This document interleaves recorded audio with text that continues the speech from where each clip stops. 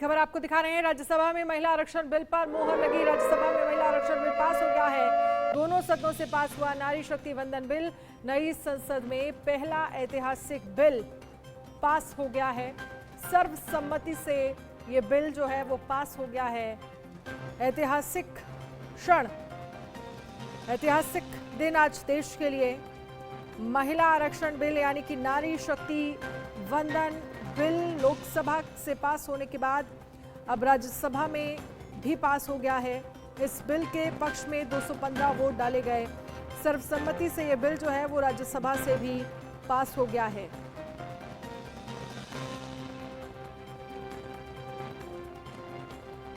आपको बता दें कि कल ही लोकसभा से महिलाओं को 33% आरक्षण देने वाला यह बिल लोकसभा से पास हुआ था। विधेयक के पक्ष में 454 वोट पड़े थे, जबकि विरोध में 2 वोट पड़े थे।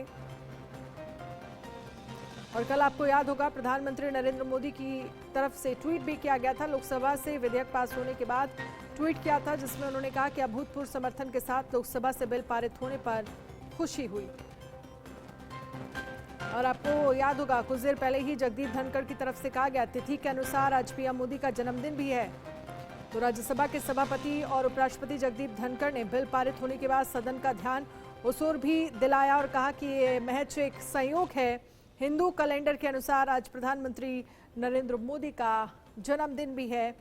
वैसे आपको बता दें कि प्रधानमंत्री नरेंद्र मोदी का जन्मदिन 17 सितंबर को मनाया जाता है, लेकिन हिंदू कैलेंडर के अनुसार आज जगदीप धनखड़ ने और कोटि कोटि उनको नमन भी किया। इसके साथ ही आज ये बड़ी उपलब्धि देश को हासिल हुई है महिला सशक्तिकरण के क्षेत्र में। मोहम्मद अफसर हमारे साथ ज्यादा जानकारी के लिए लाइव जुड़ गए हैं। मोहम्मद अफसर, जिस बात को लेकर लगातार जिक्र किया जा रहा था, सर्वसम्मति से बिल पास होना चाहिए, हुआ भी वही। कल लोकसभा में भी हमने देखा 454 और सिर्फ 2 अगेंस्ट में वोट पड़े थे। आज पूरे के पूरे 215 वोट जो है वो फेवर में पड़े, पक्ष में पड़े। बिल्कुल 100% वोटिंग के साथ आज ये बिल राज्यसभा में भी पास हो गया।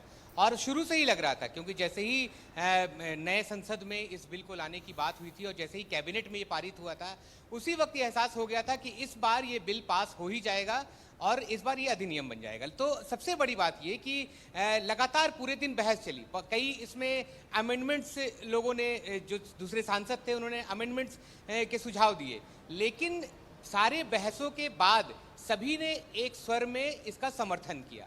अमेंडमेंट जरूर बता रहे थे, लेकिन समर्थन सभी कर रहे थे और पूरे 100% वोट के साथ आज राज्यसभा में भी ये बिल पास हो गया। बिल्कुल ऐतिहासिक पल है।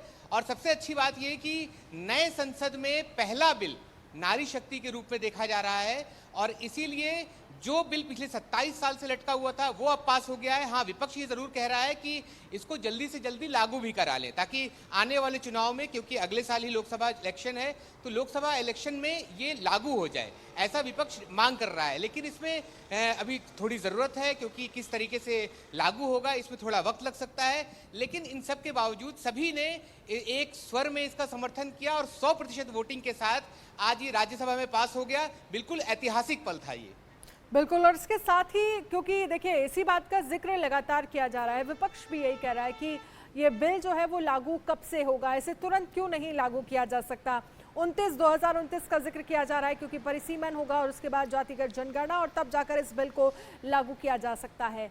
और फिर लगातार ये मांग भी उठ रही है कि क्यों ना तमाम राजनीतिक पार्टियां इसी 2024 और इसी साल होने वाले विधानसभा चुनाव में ये तस्वीर पेश करें, ज्यादा से ज्यादा महिलाओं को टिकट देकर, कि देखिए कानून तो बना ही और पहले से ही इसको लेकर किस तरह से काम जो है वो लगातार किया जा रहा है। और यहीं से एक एग्जाम्पल सेट करने की क्या जरूरत है मोहम्मद अफसर?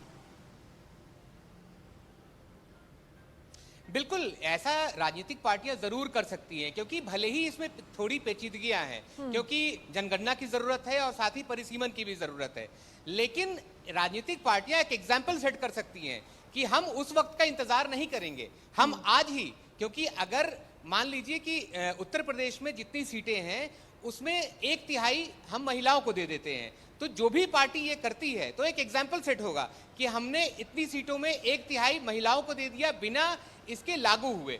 तो ये एक बहुत बड़ी बात होगी। अब ये जरूरत है क्योंकि अब ये राजनीतिक पार्टियों का अपना फैसला होगा, लेकिन ये करने की जरूरत जरूर है क्योंकि भले ही सेंसस और साथ ही परिसीमन का इंतजार करना पड़ सकता है इसको लागू करने के लिए, लेकिन उसके पहले क्योंकि अब बहुत कम वक्त बचा है, अगले साल ही उम्मीद है अप्रैल में चुनाव हो जाएंगे या हो सकता है उससे पहले हो जाए, लेकिन इस चुनाव तक अभी लागू कर पाना मुश्किल है इस बिल को। लेकिन ये जरूर है कि अगर राजनीतिक पार्टियां चाहें तो वो खुद से महिलाओं को इतना टिकट दे दे कि लोगों के लिए एक एग्जाम्पल सेट हो जाए कि इसका इंतजार नहीं किया गया, बल्कि राजनीतिक पार्टियों ने खुद ही कदम उठाया है और महिलाओं को टिकटें दी हैं। बिल्कुल। और मोहम्मद अफसर, देखिए अगर हम कल के दिन को देखेंगे, सभा में 2 लोगों ने इस पे क्रॉस वोटिंग भी करी थी, और नेगेटिव वोट जिसको कहूँगी।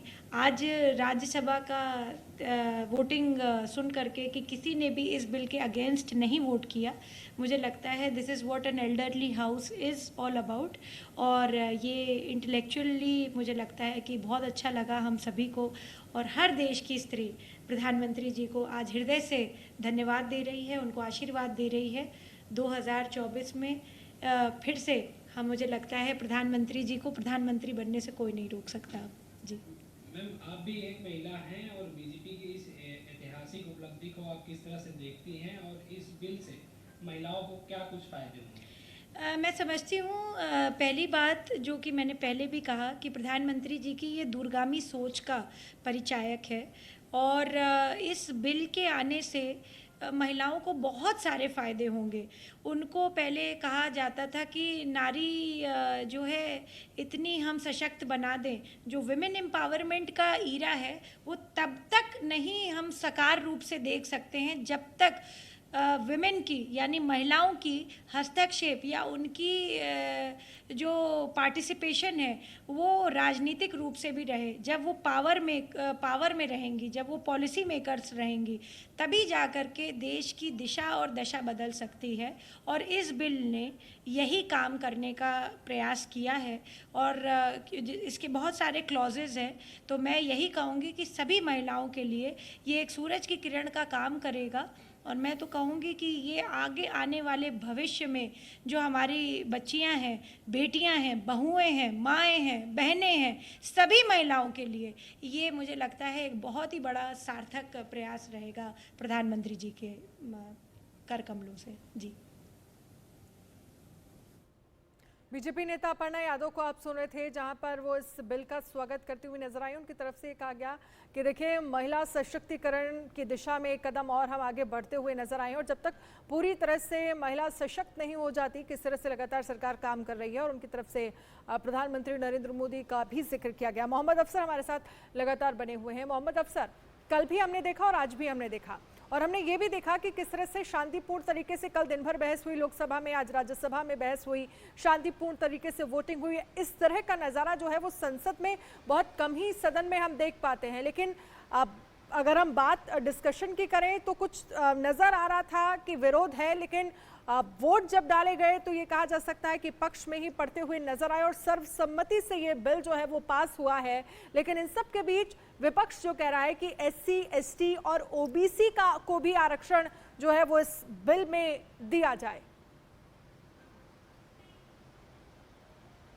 बिल्कुल, विपक्ष ये बात कह रहा है कि OBC को और SC, ST को आरक्षण दिया जाए। और अगर हम याद करें पुरानी बात 2010 की, तो सोनिया गांधी ने खुद उस समय ये कहा था, क्योंकि उस वक्त पूछा गया था सरकार से कि आप इसमें SC, ST और OBC का आरक्षण क्यों नहीं रख रहे हैं। तो सोनिया गांधी ने उस समय कहा था कि ये पॉलिटिकल पार्टीज को और स्टेट को खुद ये इनिशिएटिव लेना चाहिए कि वो कितना ज्यादा OBCs को या SC, STs को टिकट देते हैं, और आज वही बात वो कर रहे हैं।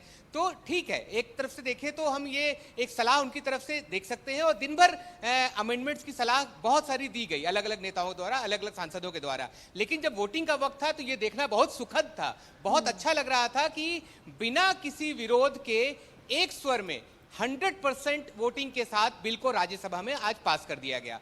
कल भी लोकसभा में 2 वोट किसने खिलाफ में डाले ये पता नहीं, हो सकता है कि गलती से किसी ने डाल दिए हो, तो ये भी हो सकता है। लेकिन जिस तरीके से बिल्कुल निर्विरोध आज पास हो गया, ये देखना बहुत सुखद था कि लोग इसमें अमेंडमेंट की बात जरूर कर रहे थे, लेकिन विरोध कोई नहीं कर रहा था। असदुद्दीन ओवैसी थे और एक और उनकी ही पार्टी के सांसद थे जिनकी तरफ से जो अगेंस्ट में 2 वोट डाले गए थे। लेकिन 2010 का आपने जिक्र किया, तो 2010 का वो समय भी याद होगा आपको, जब समाजवादी पार्टी की तरफ से सांसद जो हैं वो उठकर आए थे, कैसे हंगामा हुआ था। इसी राज्यसभा से बिल जो है वो पास नहीं हो पाया था और स्पीकर जो है वो उनकी तरफ से माइक उखाड़ने लगे थे। आरजेडी का तो एक सांसद ऐसे थे जिन्होंने पर्ची तक फाड़ दी थी। लेकिन अब देखिए समय का पहिया, समय का दौर कैसे बदला और आज वो तमाम सांसद किस तरह से एक मत में सर्वसम्मति के साथ इस बिल को पास करते हुए नजर आए। बिल्कुल, जिस तरीके से सर्वसम्मति से आज बिल पास हुआ है ये देखना बहुत अच्छा था, क्योंकि बार बार मैं यही कहूंगा कि दिन भर जो डिस्कशन था वो भी बहुत हेल्दी था, क्योंकि सुझाव जरूर आ रहे थे लेकिन विरोध कहीं से नहीं था। और ये बिल्कुल वोटिंग के समय भी दिखा, जब बिल्कुल 100% वोटिंग आइज बोल करके जब पास किया गया, जब क्योंकि जब बात हो रही थी, जब लोग अपने अपने सुझाव दे रहे थे तो सुझाव जरूर दे रहे थे लेकिन विरोध में कोई नहीं खड़ा हो रहा था। तो जब ये सर्वसम्मति से पास हो गया तो ये बहुत ही अच्छा था, डिस्कशन भी बहुत अच्छा था। तो जो ये स्पेशल सत्र जो बुलाया गया ये संसद का, ये बहुत अच्छा रहा कि इसमें पहला बिल नारी शक्ति के रूप में देखा जा रहा है और पहला बिल बिल्कुल सर्वसम्मति से बहुत ही इत्मीनान से पास हो गया। और ये मुझे लगता है कि बहुत बड़ी उपलब्धि भी है केंद्र सरकार के लिए। बहुत बहुत शुक्रिया हमसे बातचीत करने के लिए। महाराष्ट्र के सीएम एकनाथ शिंदे को सुनिए जरा क्या कुछ उनकी तरफ से कहा गया। आज बहुत बड़ी गर्व की बात है हमारे देशवासियों के लिए और ये भारत के इतिहास में स्वर्णिम अक्षर से ये इतिहास लिखा जाएगा। नारी शक्ति वंदन विधेयक एक मत से पारित होना ये बहुत बड़ी अपने आप में गौरवशाली बात है। इसलिए मैं हमारे देश के आदरणीय लोकप्रिय प्रधानमंत्री नरेंद्र मोदी जी को बहुत बहुत बधाई भी देता हूँ, उनका अभिनंदन भी करता हूँ